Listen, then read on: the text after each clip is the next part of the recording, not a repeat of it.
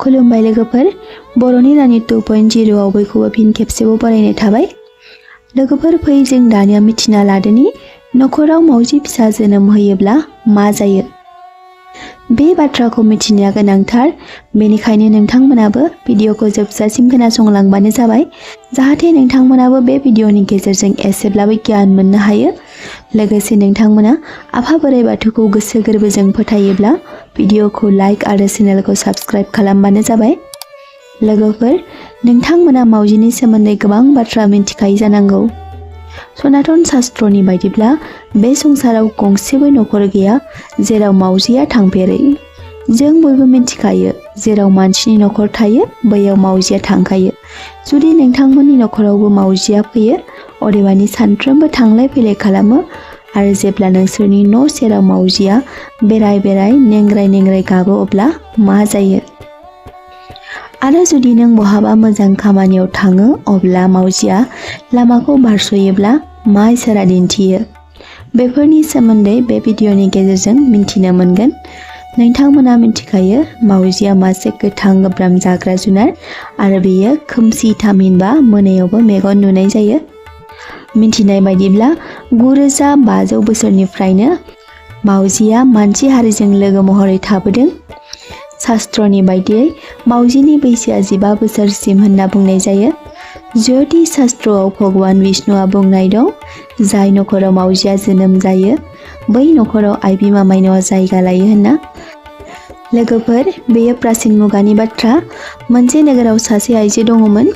बिहा सासे फिसाज्ला दंमोन, नाथाय बियो थाबायनो हायामोन। बेयो सासे अंगहारिमोन। नाथाय बै आइजोआ गावनि फिसानि थाखाय जोबोर दुखु जायोमोन आरो अराय सम बै आइजोआ गावनि फिसाज्लाखौ लानानै जोबोर दुखुआव थायोमोन। 2 बोसोर बारलांनायनि उनाव बै आइजोआ सासे गथ' जोनोम होबावो, नाथाय बै जोनोम जागोदान गथ'आबो बिदा बायदि अंगहानिमोन। बै आइजोआ बै उन्दै जोनोम जाखांनायनि उनाव बांसिन दुखुआव गोग्लैसिनबावो आरो गोसोआव साननो लायो, आंहा 2 फिसाज्ला दं, नाथाय 2बो अंगहानि। आं दा मा खालामबावनांगौ होनना जोबोर दुखु जायोमोन। बै हिन्जावा 3 बोसोरनि उनाव आरोबाव सासे फिसा हौवा जोनोम जाबावो, नाथाय बै 3थि फिसाज्लायाबो बिदामोन बायदिनो अंगहानि आरो थाबायनो हायिमोन।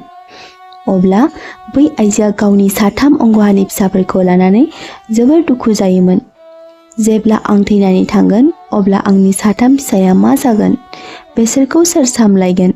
बेबायदिनो बै आइजोआ 4 बोसोरनि उनाव सासे फिसाज्लाखौ जोनोम होबावो, नाथाय बै आइजोनि 4थि फिसाज्लायाबो बिदामोन बायदिनो अंगहानिमोन।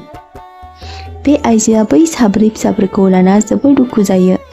बै आइजोआ सासेसो मोजां गोग्गो फिसाज्ला मोनगोन आसा, जाहाथे बै देहा गोग्गो फिसाज्लाया बै अंगहानि बिदाफोरखौ सामलायनो हायो। बेबायदि मिजिं थिनानै 5थि फिसाज्लाखौ जोनोम होबावो। नाथाय खाफाल गाज्रि, बै 5थि फिसाज्लायाबो बिदामोन बादिनो लोर सोर खालामनो हायैमोन। अब्ला बै आइजोनि गोसोआ बायग्लिजोब्बायमोन आरो साननो हमबायमोन जे आंनि खाफालाव बेबायदि फिसानिल' जग दं खोमा। अदेबानि आंनि गोर्बोआनो सुनि, बेखायनो आंनि फिसाफ्रा गासैबो अंगहानि आरो लोर सोर खालामरोङै होनना। सानसेखालि बै आइजोनि न'आव गुफुर मावजिया फैनानै थाफैयो आरो बै आइजोनि न'आव बै गुफुर मावजिया 4 फिसाफोरखौ जोनोम होयो। जेब्ला मावजिया फिसाखौ जोनोम होयो अब्ला बै आइजोनि देरसिन फिसाज्लाया थाबायनो हानाय आरो मोजां जायो। गावनि फिसाज्ला देरसिनखौ मोजां जानाय नुना बै आइजोआ जोबोर खुसि जायो आरो बै मावजि फिसाफोरखौ जोबोर जोथोनै लाखियो आरो अननो लायो। बेबायदिनो बै मावजि फिसाफ्रा देरनानै बै आइजोनि न'आव फिसा जोनोम होयो। अब्ला बै मावजिफोरा फिसा जोनोम होनाय लोगो लोगो सासेनि उनाव सासे मावजि फिसा जोनोम जागाफा आरो हामगाफा बै आइजोनि फिसाज्लाफ्रा गासैबो हामजोबनो हमो। अब्ला बै आइजोआ जोबोर खुसि जायो आरो आफा इसोरखौ गोर्बोजों साबायखर बावहरो।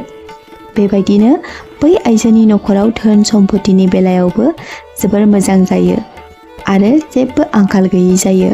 सनातन शास्त्रनि बायदिब्ला जायनि नखराव मावजिया फिसा जायो बै नखराव बिमा लक्ष्मीया जायगा लाफैयो होनना बुंनाय जायो।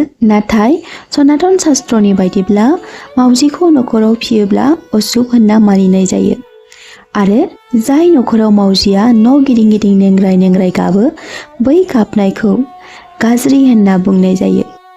जेब्ला नों बहाबा मोजां खामानियाव थांनो लायो अब्ला गोसोम मावजिया लामाखौ बारस'योब्ला बेखौ गाज्रि होनना बुंनाय जायो।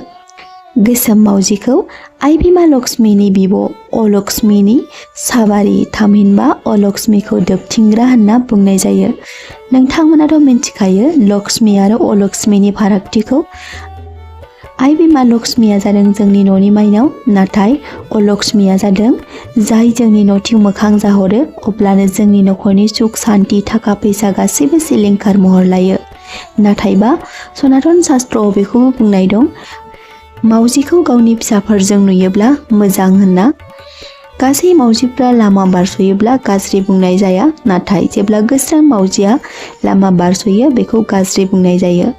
मानोना बै मावजिया जेब्ला लामाजों बारस'ना थाबायलाङो अब्ला गावनि नेगेटिभ गाज्रि बारहावाखौ बै बारस'नाय लामाजों गारलाङोनो आरो बै बारहावाया बै जायगायाव गोबाव समहालागै थाबाय थायो होनना बुंनाय जायो।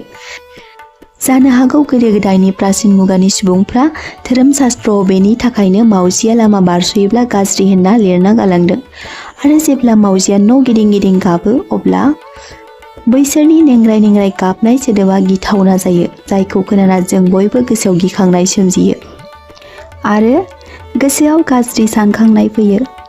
जानो हागौ प्राचीन मुगानि सुबुंफोरा बेनि थाखायनो गोसोम मावजिया लामा बारस'योब्ला गाज्रि बुंनानै गालांदों। जेब्ला बै मावजिया लामा बारस'यो अब्ला जोंनि खामानिया बाथा सोमजियो बुंनाय जायो आरो माबा मोनसे गिदिर खैफोद फैगोननि इसारा होनना मिथिनाय जायो। लोगोफोर, नोंथांमोनाबो मावजिनि सोमोन्दै गोबां बाथ्रा मोनथिखायो जानांगौ, जायखौ जों बुथारनो मोना होनना मिथिनाय जायो।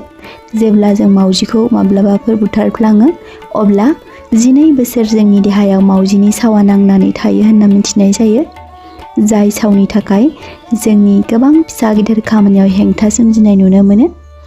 जेरैबो बेबायदिनो गोबां बाथ्रा जों गोदोनि आबै आबौमोननिफ्रायबो मिथिबोनाय जायो। बेनिखायनो आंबो नोंथांमोननि गेजेराव बेनि सोमोन्दै एसेब्लाबो बुंथिनानै होबाय, जाहाथे नोंथांमोनाबो मोजाङै मिथिमोनो। लोगोफोर, जानो हागौ नोंथांमोना बे भिडिअनि गेजेरजों एसेब्लाबो गियान मोननो हाबाय।